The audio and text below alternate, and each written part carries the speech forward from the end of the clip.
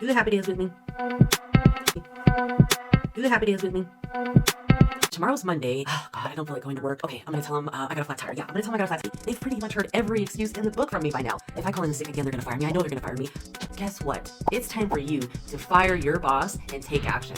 If that sounds like something that you struggle from, I call it the work blues, where you're always blue and you gotta go to work because you hate it. Ugh, and it's horrible when you hate your job. Do what you love what you do. Do the happy dance with me. Do the happy dance with me.